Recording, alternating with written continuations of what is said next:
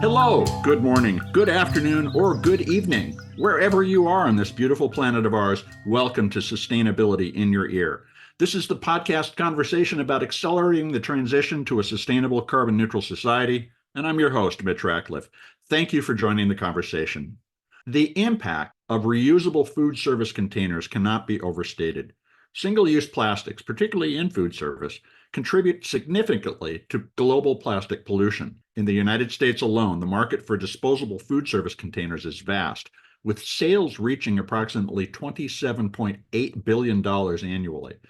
The extensive use of disposables not only adds to the billions of pounds of waste generated each year, it exacerbates the environmental impact of our society through the production, disposal, and potential for pollution from these single-use items. Our guest is Alison Cove. She's CEO of USEFULL. She recently contributed an article to Earth911 called Designing a Circular Campus Food Service System. And Alison's work is at the forefront of a critical shift in how we approach food service sustainability, particularly in reducing our reliance on single-use plastics and single-use paper products through the adoption of tech-enabled reusable containers. By implementing collection systems for reusable food packaging, institutions like universities and corporate cafeterias can drastically reduce their environmental impact. For instance, Carleton College, which adopted USEFULL's reusable system, saw a drop in their loss rate from almost 60% to less than 1% of the materials that they distributed to people who were eating in the cafeteria. This achievement is part of a broader movement toward creating circular food service systems on campuses, which not only cut down on waste, but foster a culture of sustainability that extends beyond the campus. In other words, when we teach people to recycle on campus or reuse on campus, that practice will follow them throughout their lives. Moving to reuse also represents a significant step in addressing the broader issue of plastic pollution and demonstrates how innovation in the food service industry can lead to meaningful environmental benefits. You can learn more about USEFULL, which is spelled USEFULL, at usefull.us. Let's take a quick commercial break and then we'll talk with Alison.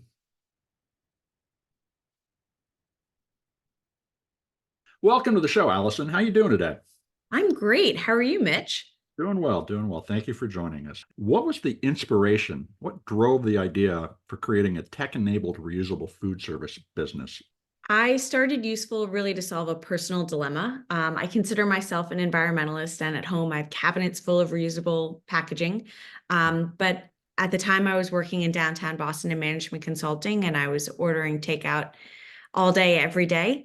And while I consider myself an environmentalist, my takeout habits weren't matching that. Trash was literally piling up at my desk. So I wanted a reusable solution for my favorite cafes in Boston. And in 2018, I ran my first pilot at the cafe downstairs from my office, on the first floor. And the hypothesis that I was testing was, are people even comfortable with this idea of what, at the time, what I was calling the shared economy? Reusing a cup that someone else had held before.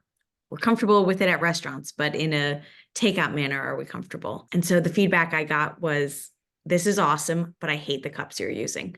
So what did they hate about the cups? So the cups that I was using at the time were made of bamboo. I was very early on in this journey, and I just had been, sold that bamboo was sustainable. What I later learned is bamboo is fiber that needs to be held together with resin. And the resin that is used often with these products is not so great. So one of the key ingredients in the resin of the cups that I initially used was formaldehyde. If that resin hadn't finished off gassing, I was essentially putting formaldehyde into everyone's coffee, which was not a big hit. I can see why people might not have liked that. So you've switched to steel. Yes. Tell me about what's the typical day in the life of a USEFULL container from checkout to return? Sure. So our reusable containers are stored clean behind the counter where single use traditionally has been. And so you order as you normally would, whether in person or online or at a kiosk. You're served in a reusable container. Each container has a unique QR code on the bottom. It's then checked out to you, essentially like a library book, and you can hold on to it for generally 1 to 7 to 10 days, depending on what your campus or community has decided. Just to walk through this, I have my container from my previous purchase. When I walk in, do I hand it to them? They fill it generally, or do we No. replace what I have with a new one? So you return dirty things to a return station. You scan it and drop it in the bin. It's then taken into the dish room where it's cleaned in a commercial kitchen, similar to anywhere you eat on campus or at a restaurant. You're always served starting with a clean container, and that is really important to us to ensure that there's food safety standards always upheld. So no, you cannot bring something previously used and hand it over the counter, always starting clean from behind the counter. You scan it like a self-checkout at a grocery store, perhaps? Yeah, that's one way we do it. So yes, we do have a useful app, and users download it. And for college students, they sign in with their college credentials. We have the integrations with all the campus providers, campus card providers. Then one of the options is to do a self-checkout where you scan it and it's checked out to you, and that begins the clock of how long you can hold on to it. There are a few other use cases depending on how the campus has rolled out the implementation, where it's maybe scanned by the cashier or by the Okay. person serving you. So it's a flexible platform. You can configure it in various ways as necessary. Exactly. How long do people generally keep stuff? I'm curious. And from the institution's perspective, what percentage of my inventory is generally in circulation? We nerd out on this. Okay. And we do a lot of assessments of, we want to have the most efficient system out there. So we want to deploy a campus just the right amount of inventory, not too much, not too little. What I really find fascinating is some campuses with, say, 5-day free usage periods, folks hold on to it for a very little amount of time. So Mhm. one campus that I'm thinking of specifically, they're in entirely retail operations, and on average, students are holding onto those containers for 10 hours and 10 hours only. Another campus that's a little bit more residential, folks are holding on, they similarly have a 5-day free usage period, and students are holding on to it for about 32 hours before returning it. You've got it down to the hour. That's interesting. Oh, yes. Another thing that I like to nerd out on is the seasonality of it. So, Oh, when the snow starts falling, do people hold on to things for longer? Does takeout drop or increase? It's all super interesting. so what's peak reuse season then? So I actually think peak reuse season is when the weather is nice. When what I imagine is that students are going out to the green and sitting with their friends and enjoying their lunch on the green. How does the environmental impact of a reusable steel container compare to that of traditional single-use plastic or paper? Have you nerded out on that? Absolutely. So we have a real-time impact dashboard available for each of our schools, so they can see in real time how much waste tonnage has been mitigated, CO2 and water. So reuse is best when it's reused and reused a lot. So stainless steel and our containers are net positive to the environment after about 25 uses. And 25. we're able to achieve that within about a month and a half of a deployment on campus. So it's a pretty quick net positive to the environment. Not to mention, we as an organization firmly believe that you can't solve plastic with more plastic, Yeah. which is to say there's no plastic in any of our containers. And that is in part because of the environmental concerns, but I guess more selfishly, I don't want to be ingesting plastic into my body, whether it's petroleum-based plastic or bioplastics. That's all going into us, and the more and more research is coming out about just how terrible it is for us to be ingesting that. You've got the cup. Do you have food takeout containers? Can you describe the design of a steel food takeout container? Sure. So we have a whole bunch of different styles. We have bowls. We also have rectangular containers. Most of our packaging is actually double wall vacuum insulated, so it holds temperature for 5 or more hours, and there's no heat transfer. So what's on the inside doesn't scald your hands, Right. in other words. We do have some single walled options as well for things that are stored in the fridge, but by and large, our partners are using the insulated option. And so it's really a premium takeout experience, right? Your food is staying warm for hours as opposed to cold the moment you leave the restaurant. You talked about the reporting that you do in terms of emissions and so forth. What are the institutions looking for in that data, and how are they using that data to either demonstrate their sustainability or to lower their costs? Sure. On the TVs throughout campus, they're able to project their real-time impact of switching to reusable packaging. So that's a, kind of in your face, wow, we're collectively making an impact. But then, they have annual sustainability reports, which probably no one reads, but they have the data is accessible to them. In terms of cost savings, that's something that's not on the dashboard, but a huge thing for the dining directors to focus in on. It's a huge cost savings to switch to reusables, but especially if they're using biodegradable packaging, that's super expensive. So roughly how much, and I know this isn't a dollar figure, but percentage-wise, how much can an organization save over the course of a year by switching from single use to a reusable container? Sure. So it can either be cost neutral, or we've seen up to 35% cost savings by switching to our program. So roughly how many containers have you got in circulation right now? Oh, that's a great question. That's not something I know, but it's tens of thousands. Tens of thousands. Okay. Mhm. What's involved in changing the processes within a cafeteria when you decide to introduce reusable packaging in terms of training and just the flow of the work? So we always come on site and do in-person training, and that's really been a key to our success because the folks working behind the line are the ones interacting with it most closely. But in reality, it's a very easy transition. It's not rocket science. And in part because of our technical integrations, it makes it a lot more straightforward for the cashier or the person preparing the meal. That said, our stainless steel containers do take up a little bit more space than single-use packaging.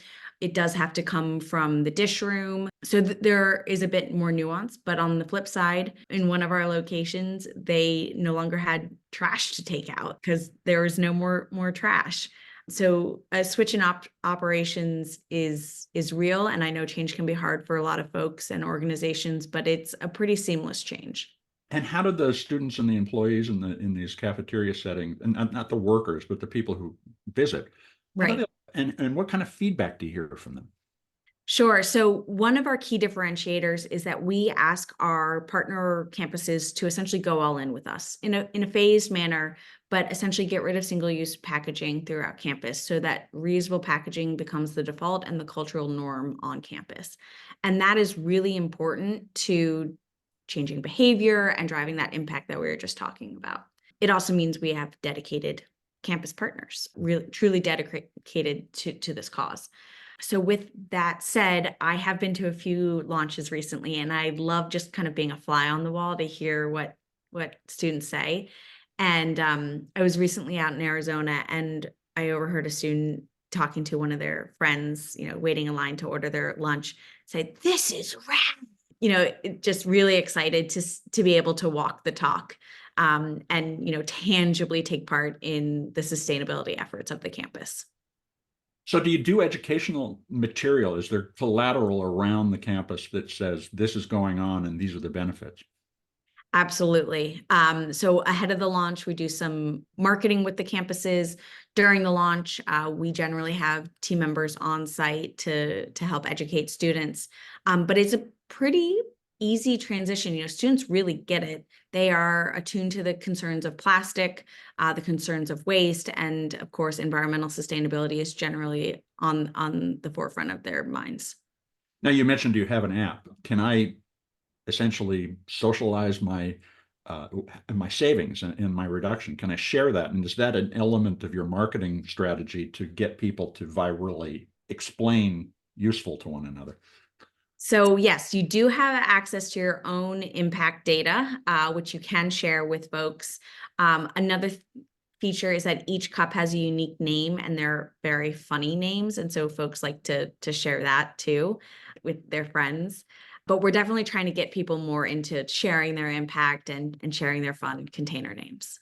It occurs to me with that kind of an app, you would actually know when you got the same cup again, wouldn't you? Yes, you would. Do people pay attention to that kind of thing? I haven't heard of anyone paying attention to that yet, but You could actually gamify that. we should. We should. We do have golden containers. So every once in a while, we determine a handful and we say you can just keep it. This is now your container. which is kind of fun. And we also congratulate people when they hit certain milestones of number of checkouts and associated impact. But there definitely are more opportunities to gamify and work with our college partners to make that happen. Certainly see a path to a widespread adoption in that tale that you just shared. I want to take a quick commercial break. We're going to be right back to continue this fascinating conversation. Now let's return to the conversation with Alison Cove. She's CEO and founder of reusable takeout container and collection system developer, USEFULL. And by the way, that's useful with 2 L's. So Alison, starting the company, what challenges did you face first in conveying the importance of doing this to a cafeteria management company? And then in terms of just standing up the business and getting these steel containers made in sufficient quantity to launch a business? Yes. So as I mentioned, my first pilot was 2018, and then the first college to launch with us was 2021. And I'm sure everyone listening remembers what happened in between there. There was a big pandemic and life changed. Seems like people had a cough. A big cough, maybe a slight fever. So anyway, I guess there was a bit of a silver lining. I had to totally shut down the project in Boston, going cafe to cafe, and pivot to focus on higher education. And the reason that I pivoted to higher education at the time was because no one really understood what was going on at the community level. Each cafe owner was a little nervous and this, that, and the other. It was hard to get staff. But college campuses had a real need to serve all of their students, and they needed their students to be on campus, but everything had to be served in takeout packaging. So waste was just piling up. It was super expensive for these colleges. So the first college that I actually partnered with is my alma mater. And I thought, okay, once I have one campus, it's going to be so easy just to scale this thing and no big deal. But what I really realized was that this could be, first of all, those dining directors were under extreme pressure and stress during COVID and figuring out how to serve all these students and keep their staff safe and all the rest of it. And so introducing a program like this could be a career maker or ender, depending on how it went. So I really had to instill in our future partners that you can trust me, you can trust the business that I'm building, you can trust the technology that we've developed, the containers, all of it. I'm going to help you make the best decision of your career. In order to do that, did you need to show them the kinds of metrics that you were going to be able to provide and then translate those metrics into the actual impacts that they could share, not just with their management, but with the constituency that they were serving in the cafeteria? Absolutely. And what I actually found for a number of our first campuses was that they actually wanted to take this before student government to get their buy-in before making a decision, which was fascinating for me to see. When I was a student, I didn't think student government had any actual pull. I thought it was just figureheads and what have you. It's been really fun to see how the students are the clients. It is important to get their feedback and make sure that they are bought into whatever decisions are being made on the campus. How does that translate into the business environment? When you walk into a corporate cafeteria, and I've worked on major campuses where there's a cafeteria in every other building, that's a massive decision in terms of a switchover. Does business have a different set of criteria? Yeah, slightly different, but very similar, I'd say.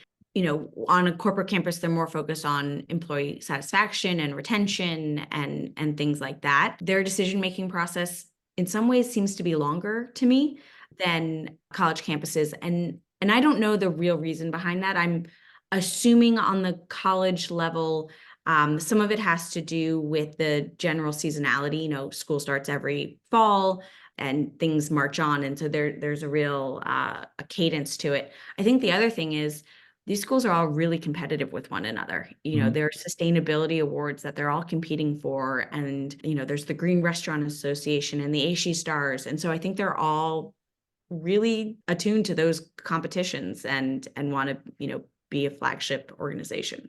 So in terms of accelerating the adoption of this, particularly by college campuses, have you looked at other sources of funding to help subsidize the introduction of this, foundation backing or other forms of philanthropy that would help us a college, particularly a college, a smaller organization, make the shift to reusability? What we have done is we've tried to make it as easy as possible to facilitate that transition. And one of the key things that we do is we actually lease our containers to folks so that day one they can start saving money in comparison to single-use packaging.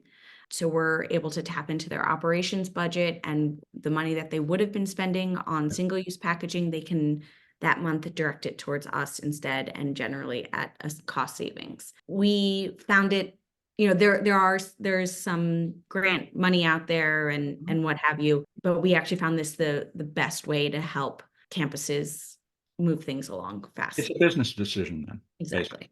You're also beginning to augment the platform with interaction or integrations with other organizations like Transact and Seaboard, which are student card management companies and systems. How is that integrated now? Do I get a useful number when I get my student identity card? How does this all work, and how does it begin to change the user experience when it's integrated with how I pay for dinner as well? Sure. So it's a single sign-on for the students. So they still download our app, but it's the same sign-on that they would use for their campus card. They're now using that to get into the Useful platform. They can also pay for any late or lost fees that they might get, though generally only 4% of students ever get a late or lost fee. So it's pretty small. And then the further integrations, and this varies a bit by platform, but some integrations for order ahead. Okay, so you also are taking responsibility for the container when, as a student in this case, you take it away. And if I did lose it, roughly what am I going to be charged? And I assume that goes on my student account. Goes on your student account. And so going back to the example I gave earlier, campus with a 5-day free usage period. After the 5th day, so day 6, I'm charged $1 if I haven't returned it. And then for a few weeks, I'm charged $1 a day. And then after, I think it's 2 weeks, we sum the late and lost fees, and it's $25 for a container and $17 for a book cup. Okay, and so you said 4% of students ever get a late fee. Is 4% the breakage rate in the system, or is that subsidized in some way? You mean like containers getting damaged and needing to Yeah, be set aside? yeah. So these Or things are lost, or lost. or lost. So less than 1% of all containers have ever been lost. Okay. So this fair and friendly stick really does seem to get containers back into circulation, which is fantastic. We don't want to be in the business of replacing containers. The whole idea is to get as many uses as we can out of these containers for environmental sustainability. That said, if you run it over with an 18-wheeler, yes, it will be damaged, and we do need to set it aside. Though our containers are really durable, and so it's a very low damage rate. Are the containers branded in any way? Like, in the sense that they might even be collectible at some point? Ooh, I hope they're not collectible at some Well, in a point. sense, in It this defeats the sense, purpose. if I go to a college that has my logo, Yeah. alma mater's logo, that actually becomes a thing I might pay the $25 to keep. Right. So the stainless steel is branded with our logo, and then the lids we have a standard lid, which is our logo, our brand color. Some campuses do decide to do custom lids, which is their color, their logo on the lid. So it is an option. We don't want people stealing these, but I suppose if we're on your campus, you can. Well, you would reuse it in a different context. Exactly. That's interesting. So as you think about how you can integrate more deeply into these environments, which are increasingly networked, increasingly measured, what other capabilities can useful integrate into the student or the employee experience of interacting with a cafeteria as a source of food and enjoyment? Right. So we're really focusing in on how everything out of the cafeteria or retail setting can be served in reusable packaging, and how to make the return process as easy as possible on these college campuses, as well as how to order and continue to track containers. So it seems like we're doing integrations left, right, and center to help streamline that experience for our students as well as the staff working in these locations. Do you find that those habits begin to translate into other forms of sustainable thinking and living around the campus? Have you heard reports that, once they started to embrace reusable food service packaging, they wanted this, and what might that be? I think we're really on the precipice of that. I've heard a lot about food waste, and making sure that all things attached to food is really sustainable. But one of the things that I'm most excited about is that working with these college students, we're essentially reframing what takeout food looks like. We're Yeah. changing the paradigm of what takeout looks like. And that's really exciting to start thinking about how these students can start to bring that to the communities that they decide to move to or live in, and how we can start to really affect change at a much broader level. A lot of takeout food is criticized for being highly processed. Is one of the things you might be able to do in the future is track what I've consumed, because you're tracking the packaging and potentially integrating with what's served into the packaging? So today, that is not something that we have, but who knows what the future holds. So how do you get to the future? What's your business strategy to grow from where you are today? Sure. So we're really focused on growing in higher education. It really seems to be a good market fit for us and the technology and products that we've built. We're continuing to build partnerships with ecosystem partners to help bring useful to college campuses throughout the U.S. As it is today, we do have campuses coast to coast, a big Midwest presence, and we're continuing to spread our wings north to south. Do you need to raise funding in order to do that, or is this self-funding and as you grow? So we have raised some funding. We do have some great partners who have helped us start to scale and build the team and continue to serve our partners in greater ways than we have. Are you planning another round of funding? Just some of our listeners are interested in that kind of thing. I'm always open to conversations about it. We are not actively fundraising right now, but I guess as a founder, I'm always fundraising, right? Well, so how can our listeners follow your progress, and if they're at a college, potentially make the connection to their cafeteria program manager so that they can get useful? Sure. So I always recommend LinkedIn. I post a ton on LinkedIn, both educating folks on reuse and various materials. So my name, How we connected? exactly. So my name is Alison Cove, Alison with one L, and then Useful is our company name, and Useful has two L's. We do a lot of posting on LinkedIn as well as our website, which is useful.us. So what's your advice if you're going to a cafeteria tomorrow about how to tell them to start thinking about reuse? What's that message that somebody listening should convey to get that conversation started? Yeah, the dining directors or auxiliary directors are the people to chat with about that. And it's all about elevating the experience on the campus, fulfilling the sustainability missions that are generally at these campuses, and giving the students the ability to walk the talk. So I'd say that on the whole, these dining directors and auxiliary services directors really do appreciate student feedback and ideas, and there's some follow through. Well, it's really encouraging to see Useful translating the talk into the ability to walk this path. So thank you, Allison, for the time you spent with us today. We really appreciate it. Thank you. Really fun conversation.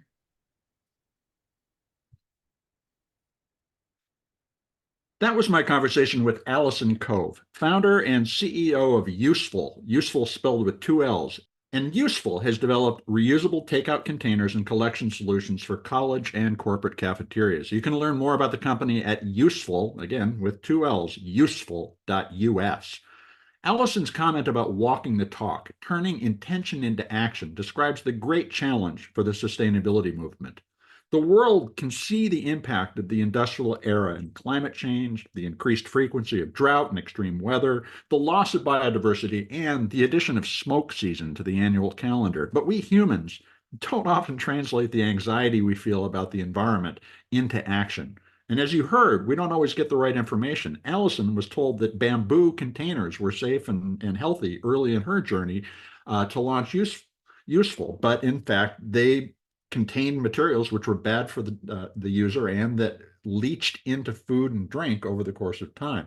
But creating A tracking system and accountability for the disposition of takeout containers provides the concrete metrics that a business or university can use to change its cost structure and explain the environmental benefits of its action to customers, management, and other constituents. And by extending that reporting capability to support social sharing of personal environmental progress, Useful broadcasts its impact as well as reinforces the value it provides to the individual diner. So, proof points like that can help translate people's concerns into action to help them walk the talk that spreads sustainable examples throughout society. And of course, colleges are a place where people embrace lifelong habits, and that's a perfect place to kick this process off. If you frequent a cafeteria, take a moment to share your desire for usable containers with the dining manager. It might start your takeout transformation. Here's another change that you can share. Would you take a moment to share this podcast or any of the more than 490 interviews that we've produced on sustainability in your ear? Folks, by writing a review on your favorite podcast platform, you help our neighbors find us. You are the amplifier that can spread more ideas to create less waste. So please tell your friends, family, and coworkers that they can find us on Apple Podcasts, Spotify, iHeartRadio, Audible, or any fine purveyor of podcast goodness that they prefer. Thanks, folks, for your support. I'm Mitch Ratcliffe. This is Sustainability in Your Ear, and we'll be back with another innovator interview soon. In the meantime, take care of yourself, take care of one another, and let's all take care of this beautiful planet of ours. Have a green day.